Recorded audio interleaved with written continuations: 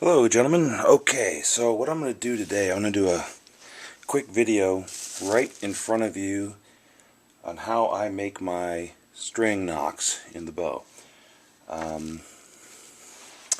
Just to give you a quick update, the bow is now, I got all that wood off and it's ready to start tillering. It's floor tillered on both limbs. It's been sanded, rounded off. It's ready to start the tillering process. What we need to do is put some nocks, some string knots, just some basic ones. I'm going to do something real decorative before it's over. Well, what I call real decorative. And I'm going to do it right now. The other limb is already done, so I'm going to do this one for you. Obviously, we reduce the wood on the working limb and the belly of the bow. So what I need to do, ignore these lines, these were from something else. What I do to start this, and a lot of people give me flack for it, but I've never had a problem, especially on this bow because there's just so much wood here, is I take my thumb as a guide, right? I line the bottom of my thumbnail up with the bottom of the bow, like that, and then I place... yeah, that's one more thing. Sorry. One more tool. I told you I was going to do this with two tools. I'm adding a third to this build, and this is a chainsaw file, or chainsaw. It sharpens your chainsaw, the teeth of the chainsaw on the chain of your chainsaw. It's rounded. It's pretty much what I use to cut nocks in. It's the only thing I use it for, is the cutting of nocks, string nocks. But the files, the rasps I showed you, they're a little too thick to do the job. And really, you know, they're not expensive. They're about anywhere from $4.99 to $15.99 depending on where you shop.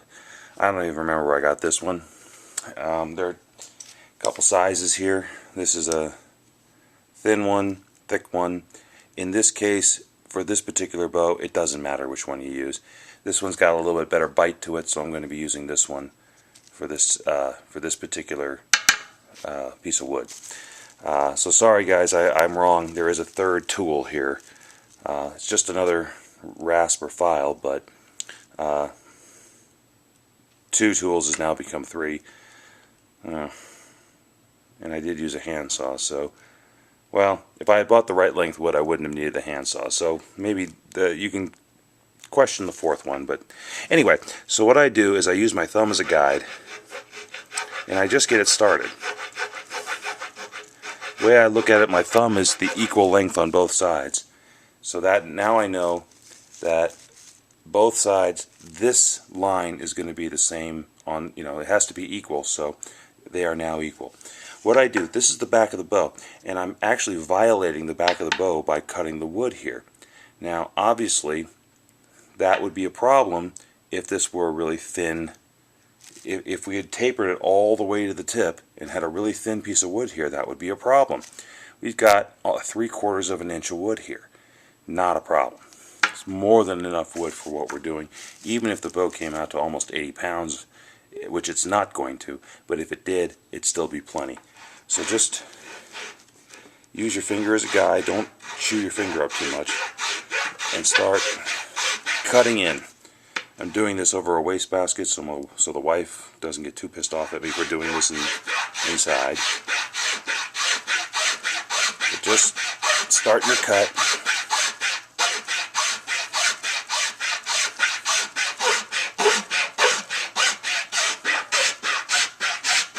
And I'm going... A file works a lot better if you do it on an uneven edge as opposed to a flat edge. So I kind of dig in one end, dig in the other end, and then flatten out the middle.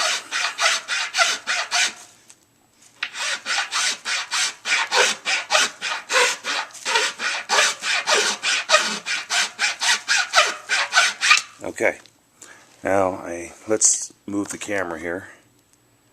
That's where I am. Now the next step, I'm going to switch the camera angle here a little bit.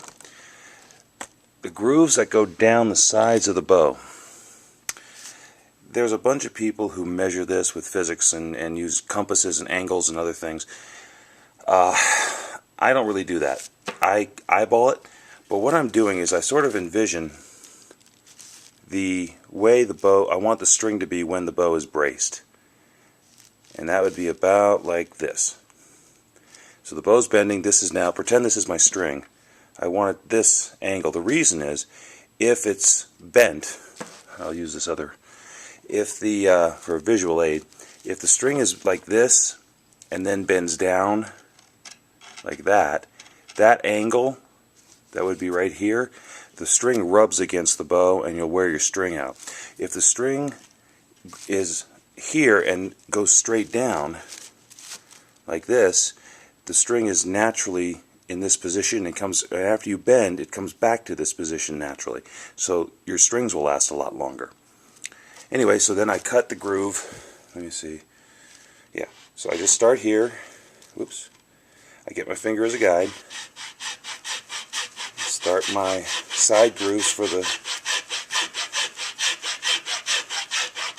And remember, I'm just doing a basic string groove now so that I could put a tillering string on and start tillering the bow. This is not going to be my final knock. I'm going to actually sand this whole thing down and do almost what looks like a bone or a horn knock on from an English longbow. I'm going to be carving this whole tip into something a little different, but I'll show you that later. Right now I just want to get some decent string knocks in so I can start the tillering. I do that on both sides, and here is how it came out on the other side of the bow.